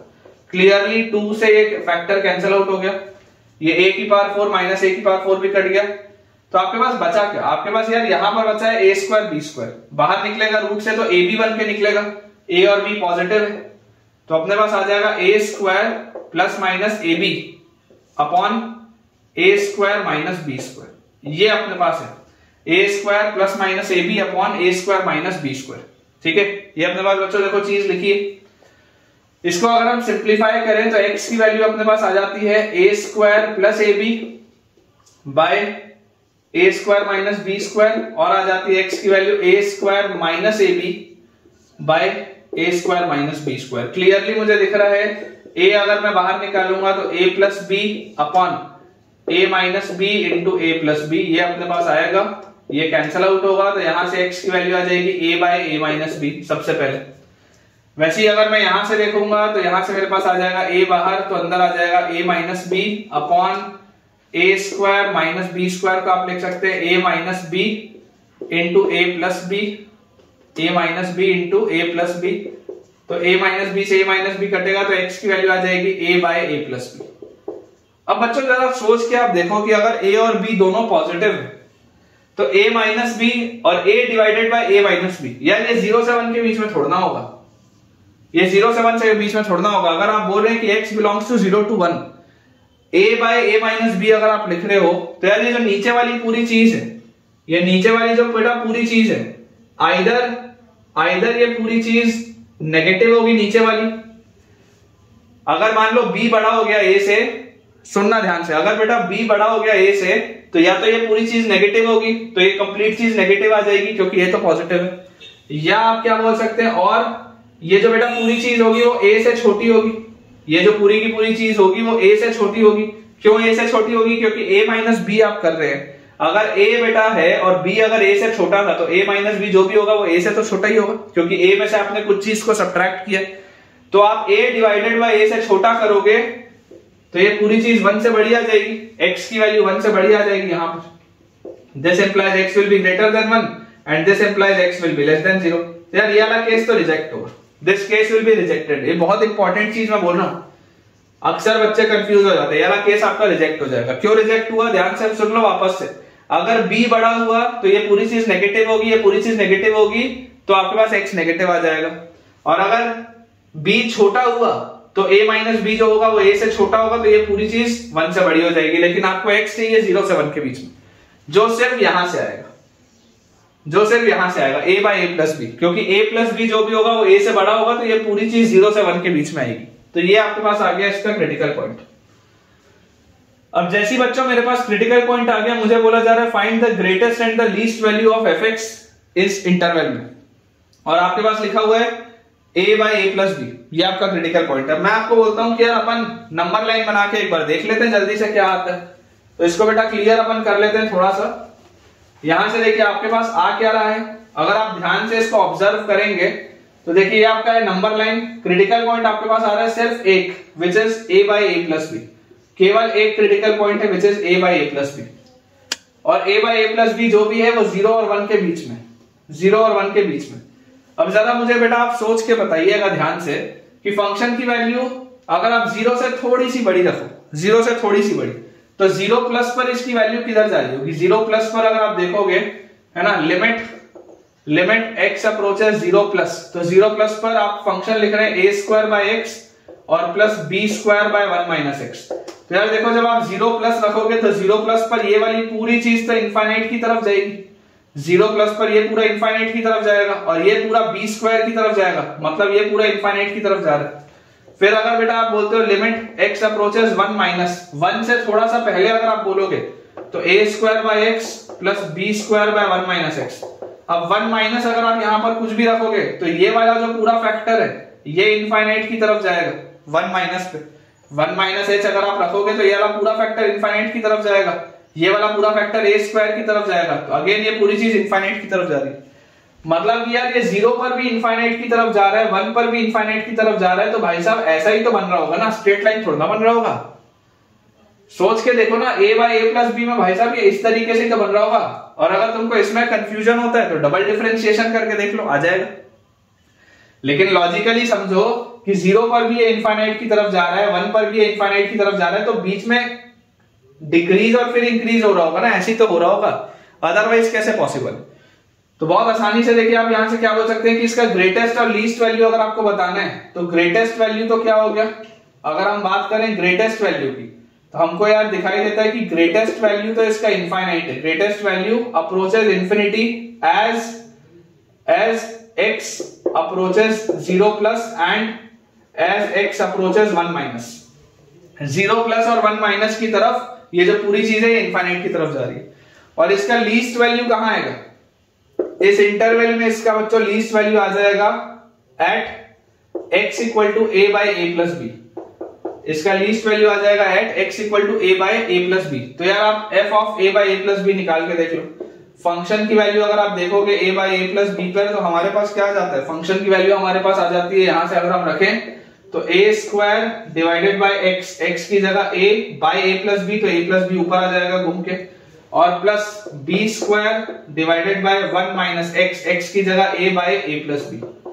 तो यहां से एक a से एक a कटा, तो ये अपने पास आ गया a स्क्वायर प्लस ab, और प्लस ये a प्लस बी यहां आया और फिर a प्लस बी घूम के ऊपर, तो b square into a plus B, और नीचे अपने पास लिखा हुआ है a plus b minus a। तो ये a से a कटा, b से एक b कटा, तो फाइनली अपने पास आ जा रहा है a square plus ab plus b square plus ab। तो this gives us a square plus 2ab plus b square, मतलब a प्लस b का होल स्क्वायर। बढ़िया आंसर आ रहा है यार, एकदम जबरदस्त आंसर आ रहा है। तो इसकी लीस्ट वैल्यू कितनी आ जाएगी? Least value is a plus b का whole square, this is its least value. और इसकी ग्रेटेस्ट वैल्यू क्या है? Greatest value is infinite. Check कर लेते हैं एक बार answer.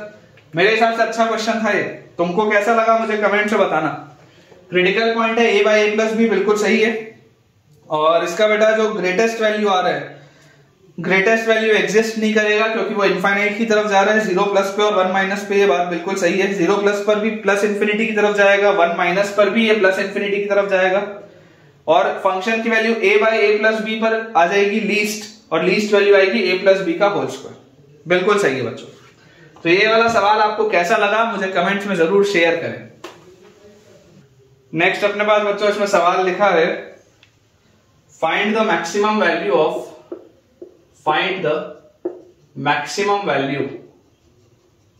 find the maximum value of x raised to the power 4 multiplied by e raised to the power minus x square। ये अपने पास बच्चों एक फंक्शन है, find the maximum value of x raised to the power 4 multiplied by e raised to the power minus x square। अब देखिए आपको ये बात बेटा समझ में आ रही होगी कि कैसा भी फंक्शन हो, कैसा भी फंक्शन आप आराम से उसका मैक्सिमम और मिनिमम वैल्यू बता सकते हैं। आप fx को क्या मान लें, आप fx को मान लें x raise to the power 4 upon e raise to the power x square. आप ये मान सकते हैं fx को यही लिखा हुआ है। और मैक्सिमम और मिनिमम निकालने के लिए आपको क्या करना पड़ेगा, f डैश निकालना पड़ेगा। तो यार जैसे आप f डैश x करोगे तो आपको बच्चों यहां से देखो क्या दिखाई दे रहा है, ये लिखा हुआ है e की पावर x स्क्वायर का स्क्वायर, और उसके बाद यहां पर आ जाएगा e की power x square constant, 4 x की पावर 4 का 4x क्यूब और माइनस x की पावर 4 और e की पावर x स्क्वायर का e की पावर x स्क्वायर और x स्क्वायर का 2x। ये लिखा है यार अपने पास पूरा का पूरा। अब क्रिटिकल पॉइंट के लिए इसकी वैल्यू 0 होनी चाहिए। तो अगर बच्चों क्रिटिकल पॉइंट के लिए इसकी वैल्यू 0 होनी चाहिए तो यार ये तो कभी 0 नहीं हो सकता, इसको हटा दो, इसको यहां से उधर ले जाओ। फिर ये e की पावर x स्क्वायर और e की पावर x स्क्वायर को कांस्टेंट ले लो, इसको भी वहां हटा दो, ये भी कभी नहीं हो सकता। कुल मिला के सारा दारोमदार किस बात पर है, ये लिखा हुआ है 4x क्यूब और minus 2x raise to the power 5, 4x cube minus 2x raise to the power 5, this is equal to 0। 2 का भी फैक्टर हटा दो, तो यार यहां से आपके पास आ जाता है 2x cube is equal to x raise to the power 5, ये लिखा है आपके पास।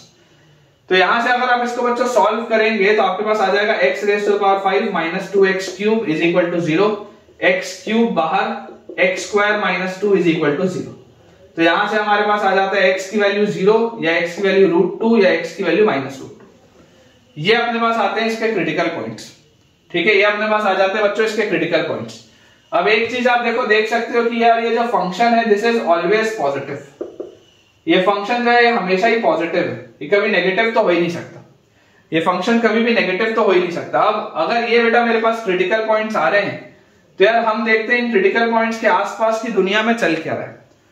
तो यार ये आपका नंबर लाइन रहा, नंबर लाइन में आपने लिख लिया क्रिटिकल पॉइंट -√2, 0 एंड √2। अब आप बच्चों ये देखो कि √2 से जस्ट पहले या √2 के जस्ट बाद ये जो पूरा का पूरा फंक्शन होगा, देखो अपन ने ये सॉल्व करते समय माइनस प्लस बहुत छेड़खानी की, एक्चुअल जो आपके पास फंक्शन लिखा हुआ था वो क्या था, e की पावर x स्क्वायर कांस्टेंट ऊपर से, और उसके साथ अपन ने कांस्टेंट निकाला 2 बाहर, और अंदर अपने पास बच गया 2x क्यूब और माइनस अपने पास लिखा हुआ था x raise to the power 5 और अपॉन अपने पास लिखा हुआ था e raise to the power x square का स्क्वायर, ठीक है ना। ये सॉल्व करने के लिए अपन ने देखो इधर उधर बहुत कुछ किया तो समझ में नहीं आएगा, इसलिए एक बार इसको ढंग से दोबारा लिखो। तो 2x cube minus x raise to the power 5 और ये अपने पास था e की पावर x स्क्वायर, इस 1 से कटा तो यहां से अपने पास आ गया 2 इंटू, यहां पर बच्चों अगर आप ध्यान से देखेंगे तो ये लिखा हुआ है आपके पास x क्यूब भी बाहर, तो अंदर आपके पास लिखा हुआ है यहां से 2 माइनस x स्क्वायर, तो 2 माइनस x स्क्वायर जो लिखा है this will B √2 minus x into √2 plus x, ये लिखा हुआ है आपके पास, और अपॉन आपके पास लिखा हुआ है e raise to the power x square, ऐसा अपने पास लिखा हुआ है, ठीक है ना। x क्यूब बाहर निकाल लिया तो 2 minus x square, 2 minus x square is √2 minus x into √2 plus x, ये अपने पास लिखा है। अब मैं आपको बोलता हूं कि अगर मेरे पास √2 से मैं बड़ा कुछ भी लूं तो यार √2 से अगर मैं बड़ा लूंगा तो ये पॉजिटिव है, ये पॉजिटिव है, ये सब पॉजिटिव है, लेकिन √2 से बड़ा लेने पर ये तो नेगेटिव हो गया, तो अगर ये नेगेटिव हो गया तो इधर तो नेगेटिव आ रहा है। उसके बाद अगर हम बात करें √2 से थोड़ा सा पहले, तो यार √2 से थोड़ा अगर छोटा लूंगा तो ये सब पॉजिटिव है, ये भी पॉजिटिव है, तो यार ये आ गया पॉजिटिव। अब 0 से अगर बेटा मैं थोड़ा सा बड़ा लेता हूं तो 0 से बड़ा लेने पर ये पॉजिटिव है, ये पॉजिटिव है, ये पॉजिटिव है, और ये भी आपके पास पॉजिटिव है, तो ये प्लस आ गया जैसे आना भी था। लेकिन 0 से अगर मैं थोड़ा सा पहले लूं, 0 से भी छोटा ले लूं, तो यार 0 से अगर बेटा मैं छोटा लूंगा तो जरा सोच के देखो ये नेगेटिव हो गया। अब ये वाला फैक्टर आपका नेगेटिव हो गया 0 से छोटा लेने पर, और जैसे ये वाला फैक्टर आपका नेगेटिव हुआ तो ये पूरी चीज नेगेटिव हो जाएगी। बाकी देख लो, बाकी सब कुछ पॉजिटिव है लेकिन ये आपका नेगेटिव हो जाएगा, तो दिस विल बी माइनस। और अब अगर हम चेक कर ले -√2 से थोड़ा सा बड़ा, तो तो यार -√2 से थोड़ा सा बड़ा आप अगर कुछ भी लेते हो, मतलब -√2 प्लस h लेते हो, तो यार ये चीज तो पॉजिटिव है। ये चीज भी आपके पास देखो -√2 से आप थोड़ा बड़ा लेते हो तो ये भी पॉजिटिव है। ये जो आपके पास है यार ये नेगेटिव है, ठीक है, और ये आपके पास पॉजिटिव है, तो ये तो नेगेटिव था, तो इसकी वजह से यहाँ माइनस साइन आएगा। देख लो ऐसे भी सेम इंटरवल में होना ही था ये। और अगर आप -√2 से भी छोटा लेते हो तो -√2 से छोटा लेने पर ये तो नेगेटिव था ही, अब ये भी नेगेटिव हो गया, और ये आपका पॉजिटिव है अभी भी, इसको कोई दिक्कत नहीं, तो दो नेगेटिव मिला के पॉजिटिव बना लेंगे, ये आपके पास बना हुआ है। मतलब कि आप देख सकते हो बच्चों कि -√2 जो है, -√2 आपका पॉजिटिव से negative, it is a point of maxima. Minus से plus this is a point of minima, plus से minus this is a point of maxima. तो अगर मुझे मैक्सिमा की बात पूछी जा रही है तो यार मैक्सिमा आपको चेक किस में करना पड़ेगा, फंक्शन की वैल्यू -√2 पे एंड फंक्शन की वैल्यू √2 पे, इसी पे तो आप मैक्सिमा चेक करेंगे, बाकी जगह तो मिनिमा होगा। तो फंक्शन की वैल्यू -√2 पे आ कितनी दी है, फंक्शन की वैल्यू अगर आप, अच्छा एक चीज और, आप चाहे x की वैल्यू -√2 रखें, आप चाहे x की वैल्यू √2 रखें, आएगा सेम आंसर, आंसर सेम आएगा, देख सकते हैं। तो -√2 अगर आप रखोगे तो this is -√2 to the power 4 upon e raise to the power -√2 का स्क्वायर, -√2 का स्क्वायर यहां लिख लेते हैं ऐसे, तो माइनस की पावर 4 तो प्लस हो जाता है, √2 इंटू √2 इज 2, 2 इंटू 2 इज 4, तो 4 अपॉन ये लिखा हुआ है e, और यहां पर आपके पास क्या लिखा हुआ है, माइनस का स्क्वायर इज प्लस और √2 का स्क्वायर इज 2, e स्क्वायर। मतलब यार ये आ रहा है 4 into e raise to the power -2, ये आ रही है इसकी मैक्सिमम वैल्यू 4/e स्क्वायर, ये अपने पास मैक्सिमम वैल्यू आएगी। और अगर आप √2 रखोगे तो √2 रखने पर भी यही आंसर आएगा 4/e स्क्वायर, √2 रखने पर भी सेम आंसर अपने पास आ जाएगा, दैट इज 4/e स्क्वायर। एक बार चेक कर लेते हैं बेटा, तो अपने पास जो आंसर इसका दिया हुआ है बिल्कुल सही है, बिल्कुल सही है, 4 into e raise to the power -2 is the right answer. Next अपने पास बच्चों इसमें सवाल लिखा हुआ है, आसान आसान से सवाल है कि find the greatest and the least value, find the greatest and the least value, find the greatest and the least value. देखिए पहला बेटा अपने पास इसमें लिखा हुआ है y is equal to x plus sine 2x, y is equal to x plus sine 2x, और इसमें मुझे दिया हुआ है कि x बिलोंग्स टू 0 से 2 पाई, ये अपने पास पूरी चीज लिखी है। अब अगर y की वैल्यू मेरे पास बच्चों दी हुई है x प्लस साइन 2x, तो डायरेक्टली तो आप निकाल नहीं सकते, आपको क्या करना पड़ेगा, इसका डेरिवेटिव निकालना पड़ेगा। तो y डैश देखो, y dash will be 1 plus sine 2x का डेरिवेटिव इज cos 2x और 2x का 2, ये अपने पास आ जाएगा इसका डेरिवेटिव, और इसका डेरिवेटिव होना चाहिए 0, मतलब कि यार यहां से क्रिटिकल पॉइंट के लिए, फॉर क्रिटिकल पॉइंट पे हम क्या बोलेंगे, cos 2x की वैल्यू कितनी आनी चाहिए, cos 2x की वैल्यू आ जानी चाहिए -½ ये होनी चाहिए। अब cos 2x को आप क्या लिख सकते हैं बेटा, इसको आप लिख सकते हैं 2 cos square x -1, this is equal to -½ तो यार यहां से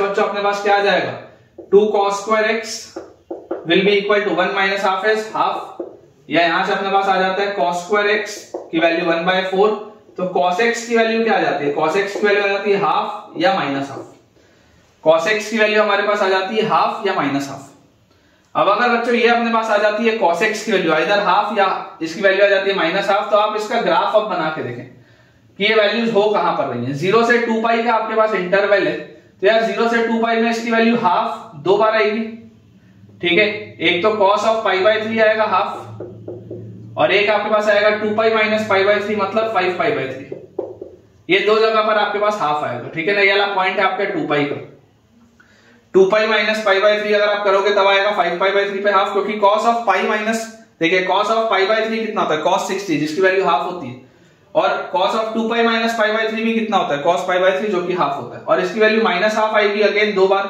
-½ भी 2 बार आएगी, तो कौन से पॉइंट्स पे आएगी, दैट विल बी π - π/3 मतलब कि आ जाएगा 2π/3 पे, और π + π/3 मतलब ये आ जाएगा 4π/3 पे। ये अपना बेटा ओवरऑल चीज हो रही है, क्रिटिकल पॉइंट अपने पास आ चुके हैं।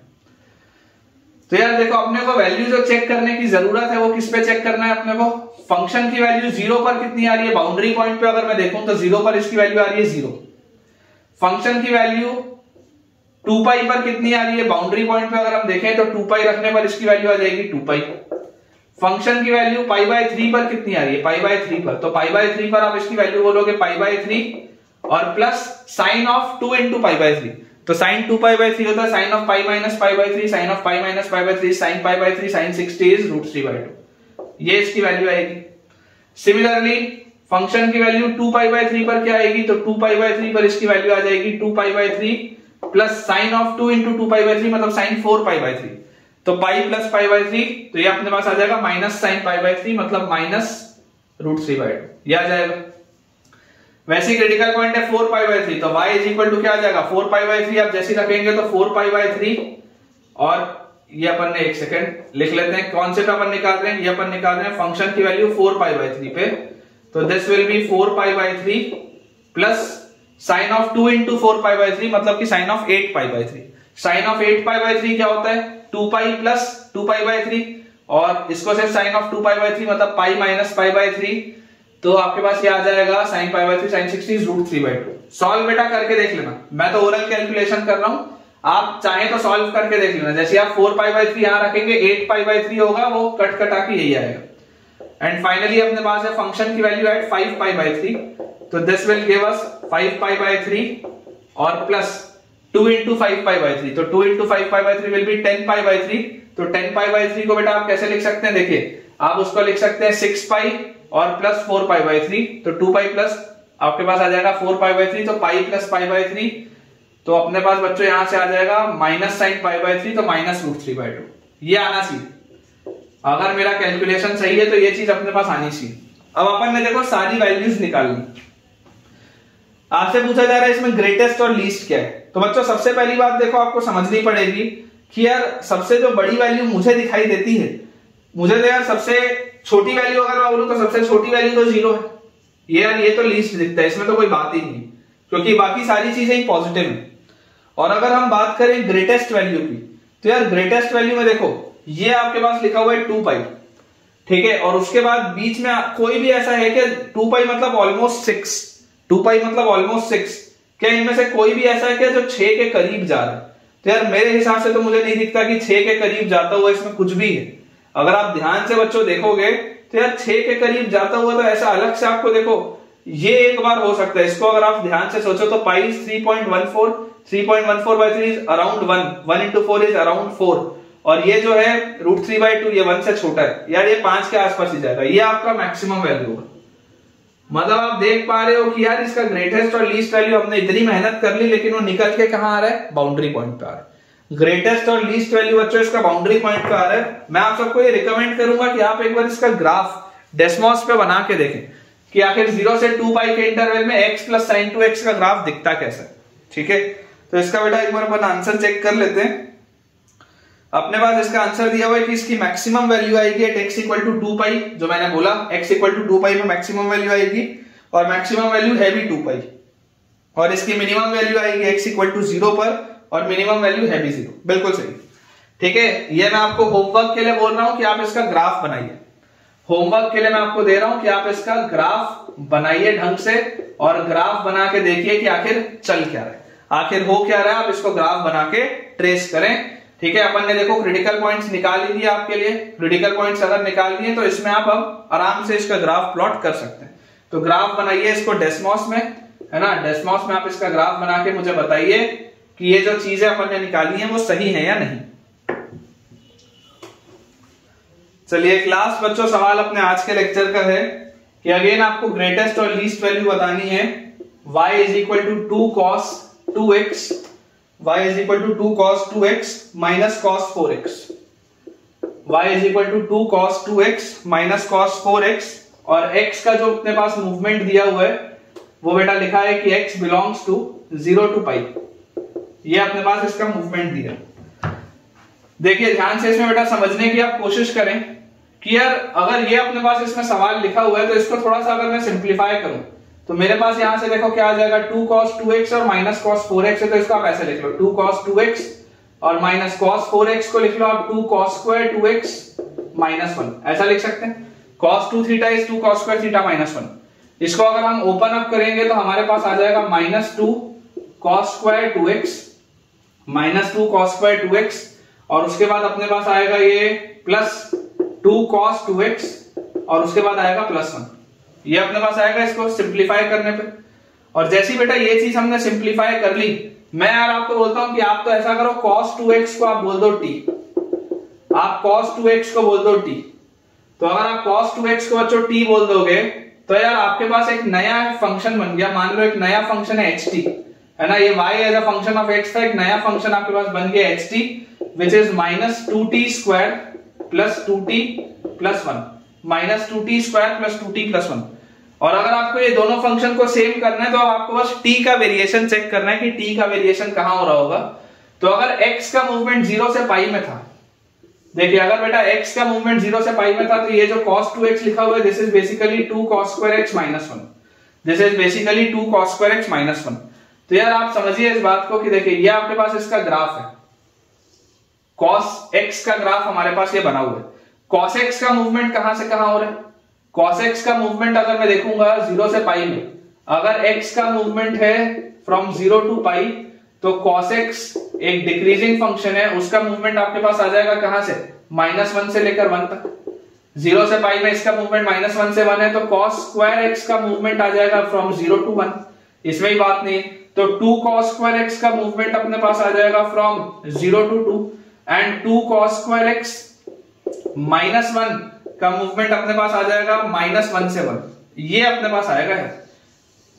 2 cos square x - 1 का मूवमेंट आएगा -1 से 1, मतलब ये 2 cos square x - 1 ही तो t है ना। तो t का मूवमेंट कहां से आ जाएगा? t का मूवमेंट आपके पास आ जाएगा t बिलोंग्स टू -1 से 1। क्लियरली आप देख सकते हैं एक पैराबोलिक कर्व है, और पैराबोलिक कर्व अगर हमारे पास है, this is a mouth opening downwards parabola.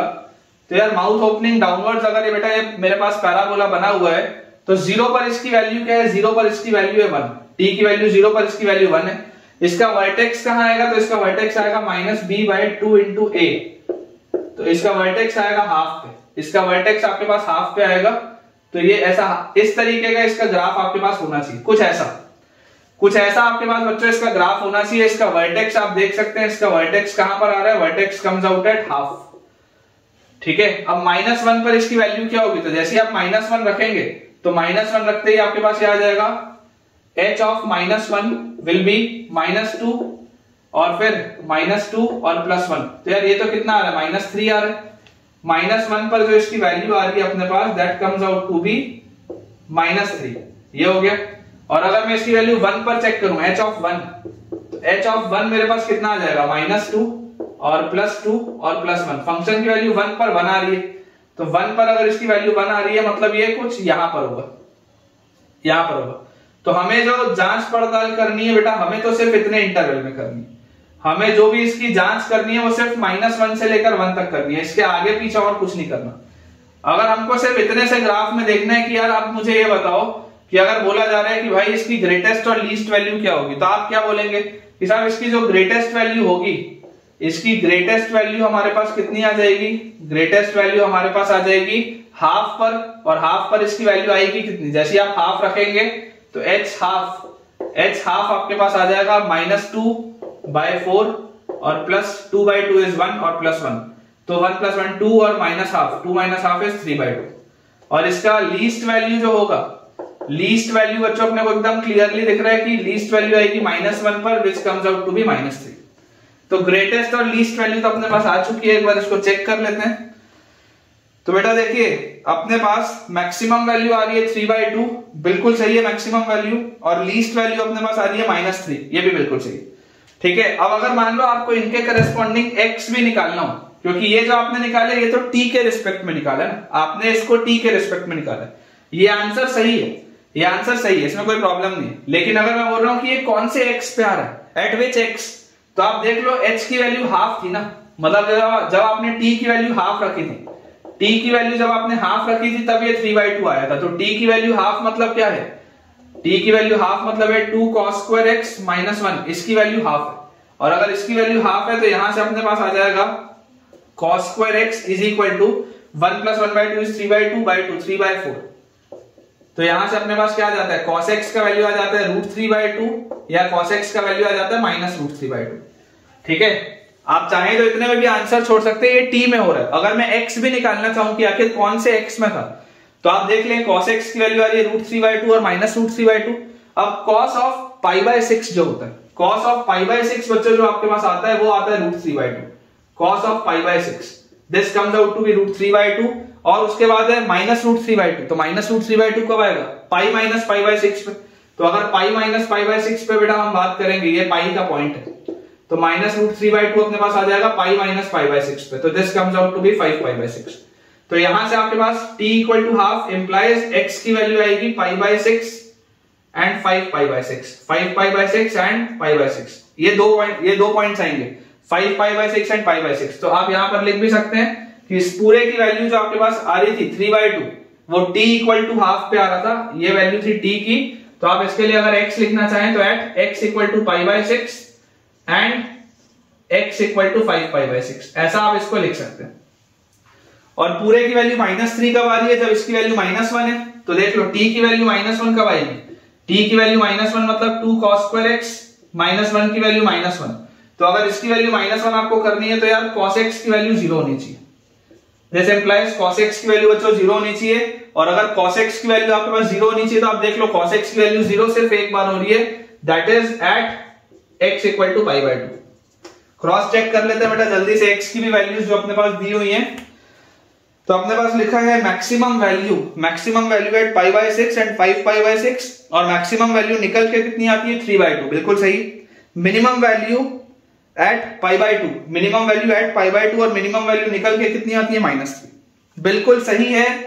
और बेटा अगर आप में से कोई भी बच्चा इस सवाल को खुद से कर लिया डायरेक्टली, तो यार ह्यूज राउंड ऑफ अप्लॉज आपके लिए कि आपने खुद से कर लिया।